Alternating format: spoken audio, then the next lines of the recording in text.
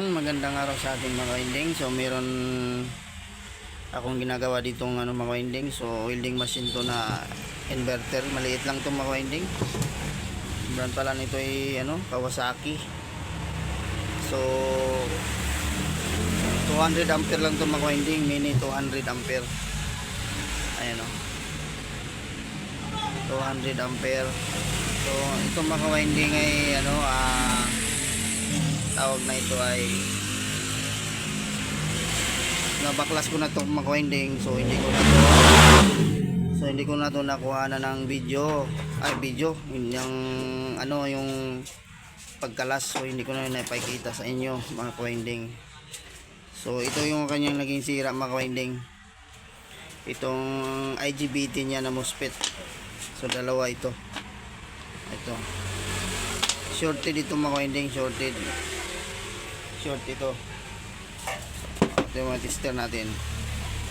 Ito yung tester kasi pag ito'y walang output na lumabas dito mga winding at nag-protect itong kanyang indicator dito, pag yan ay pag umilaw yan, ibig sabihin may diferensya yung ating welding machine to protect, at saka pag walang output dito.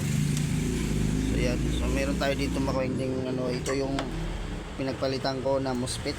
So ayan, so ito mga winding. So ang code number nito pala mga winding ay 40N60. ayan 40N60. ayan. So 40N60 ito mga winding ang ginamit ditong MOSFET. So ngayon test natin. So lagay natin sa continuity. Ayan, tingnan nyo yung tester natin mga winding. So masilaw. So ayan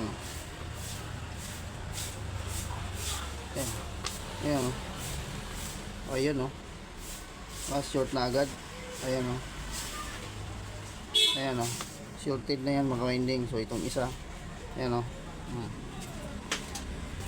ayan so ayan, so short yan. So bali dalawa itong mga winding. ayan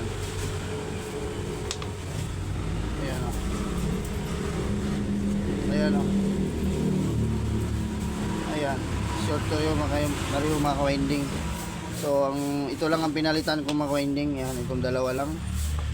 So itong pinaka IGBT MOSFET nya. So hindi ko na kinuhanan to ng video mga winding pagkalas, kasi hahaba pa yung video natin, kasi meron namang ayaw ng mahaba ang video, kaya yung iba ay ayaw na panoorin. So ayan mga winding, ay isasaksak na natin to. So ngayon sukatan natin ng voltahe, yung output. So ito mga winding ay hindi pa natin nakasaksak. So ito yung positive niyan. So kailangan pag tinister natin yan mga winding, positive to negative. So merong merong reading, papalo yan. So ito positive at saka negative yung ating test rod. Ayan, kita nyo, ayan ayan, palo, di ba? Ating tester. Pero pag binaligtad niya natin yung tester mga winding, dapat ay walang reading tayo makuha dyan. So ayusin lang natin at isa lang kamay natin. So ayan, ayusin ko lang at hawakan ko lang ito. Ayan, dapat hindi papalo yung ating tester dyan. So ayan, pusok mo natin. So ayan nakasiro yung ating tester, kita ba?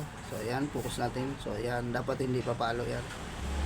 So ngayon mga winding, i-set natin sa DC 250. So ayan, sa 250 kasi magsusukat tayo ng output. So ngayon ay ating isaksak na mga winding. So ayan, so power on na natin. So ito, ayan, bangan natin.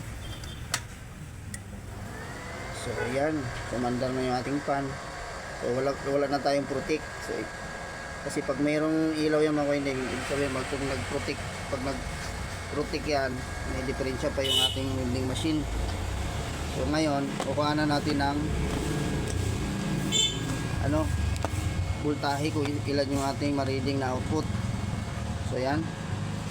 So ilagay natin yung positive to ground. So ayan ulitin natin blurred. Ayan, blurred ayan, ilaw kasi silaw. Ayan, ganyan natin. Ayan. So tingnan nyo na lang yung tester mga ka-winding. So ayun malo. So meron tayong na reading na mga ka-winding 55 na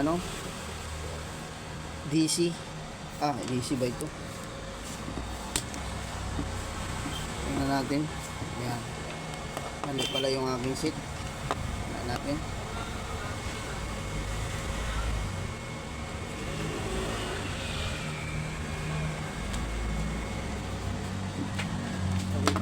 So wait lang mga winding. Tingnan natin. Kung ilan yung masukat natin.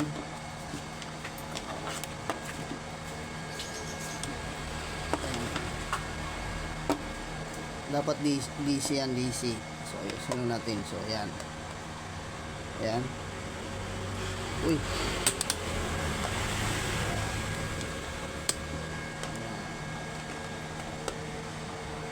Ayan. Ulit. So ayan mga winding 55. So DC yan mga winding, 25 DC. Ayan ayan yung out natin, yung naka-output. So ayan, okay na yan mga winding. So good na itong ating winding machine. So ito ay ibabalik natin sa customer na. So tatawagan natin na ito. So ayun mga winding. So ito ay wala tayong pag-testing, wala tayong handle.